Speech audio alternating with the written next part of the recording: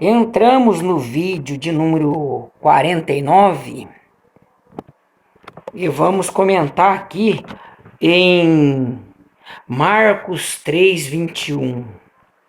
Quando os seus familiares, ouviram isso, saíram para o prender, porque diziam, ele está fora de si. Quem? Os familiares de Jesus, Yahusha, Já estamos quase acostumados a chamar Jesus de Yahusha. Por quê? Porque veio esse nome à tona.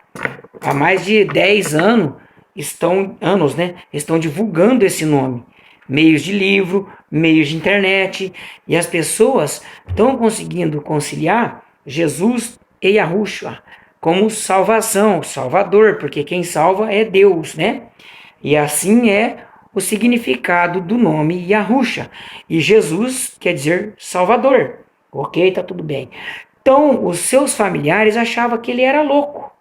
Por quê? Porque ele dizia coisas que a humanidade daquela época não estava acostumada a ouvir. E ele dava aula, ensinava doutores da lei, fariseus. O capítulo, agora, 6:3. No 6:3 revela coisas maravilhosas para que nós não achássemos que Maria morreu virgem, Não desdenhando ela, excelentíssima pessoa que teve na terra e passou por essa fase maravilhosa, E tudo e tal. Não é menos digna também de admiração. Não é este o carpinteiro, filho de Maria, irmão de Tiago, de José, de Judas e de Simão? E não estão aqui entre nós suas irmãs? E escandalizavam-se nele. Ou seja, aqui prova nessa obra maravilhosa que Jesus foi o primeiro filho unigênito de Deus através de Maria, semideus. Porque se não fosse um semideus, Maria teria que ter deitado com José. Mas depois do nascimento de Jesus Cristo e Yahusha Mashiach, teve os irmãos, teve irmãs. Isso prova para nós que Maria, depois de ter concebido o filho do Pai Celestial, ela também conheceu, deitou-se com José e teve mais filhos, da genealogia humana, da genética humana, de homem e mulher. Cristo Jesus, Yahusha Mashiach, não foi nascido de homem e de mulher, mas sim do óvulo fecundado por Deus em Maria. Ok? De maneira extraordinariamente, se falam até em inseminação artificial, mas não é nada disso.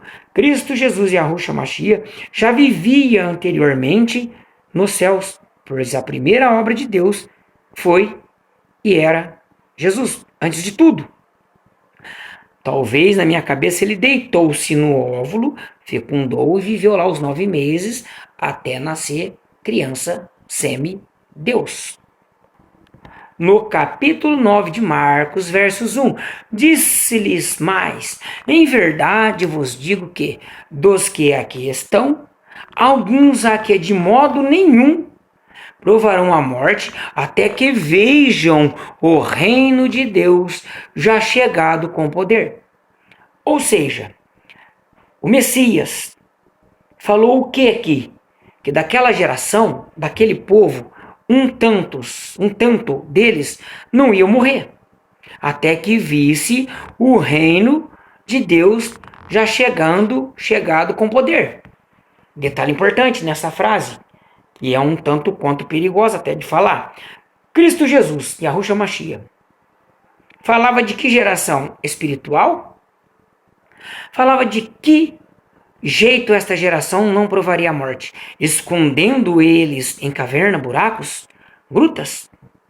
Ou levando-os para o paraíso, conforme está escrito em 2 Coríntios, se não for segundo, olhem no primeiro, 12, 2, 3, 4, arrebatando eles para o paraíso, fazendo-se cumprir isso? Porque até então não vimos ainda o reino de Deus com seu poder e glória. Ou é simplesmente espiritual, ou invisível em nós?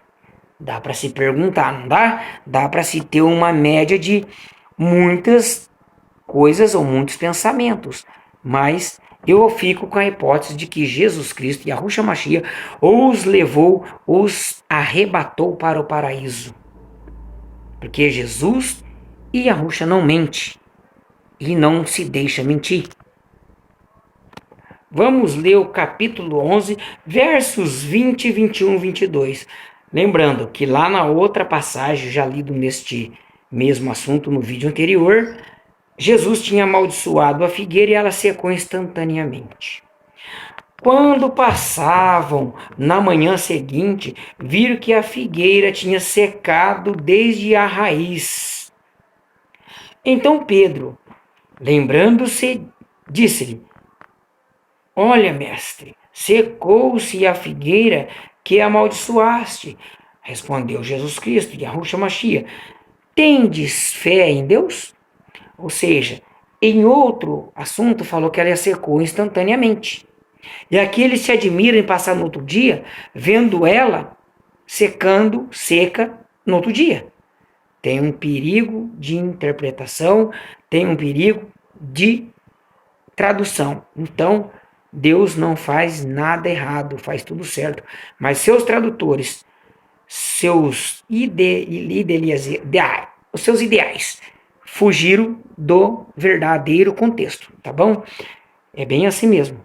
Mas o que leva em conta aqui que o Jesus tem poder sobre água, sobre céu, sobre terra, sobre fogo. Ele é o dono de tudo. No capítulo 16 do mesmo livro, e o versos 12, fala assim: Depois disso, manifestou-se sob outra forma a dois deles que iam de caminho para o campo. Lembra da passagem que dois ia falando, murmurava, nossa, o que aconteceu com ele? Tadinho, judiação. E outros até outro falava assim, é verdade, né? E Cristo Jesus estava ali perto deles de uma forma diferente, transmutada. Aqui fala que ele mudou de aparência para que esses não o conhecessem rapidamente. Mas esses dois estavam falando bem, penalizando com o fato. Depois até a passagem diz que Cristo Jesus dormiu na casa deles. E antes de partir o pão, ele foi embora. Tem até querendo... Ele dormiu lá em casa. Foi no partir do pão que ele sumiu. Aqui, Cristo Jesus, nas obras poderosas, mostrando que ele, sim, pode transfigurar de uma aparência para outra. Porque não conheceram. E isto era típico deles. Reconhecer os seus colegas. Ok?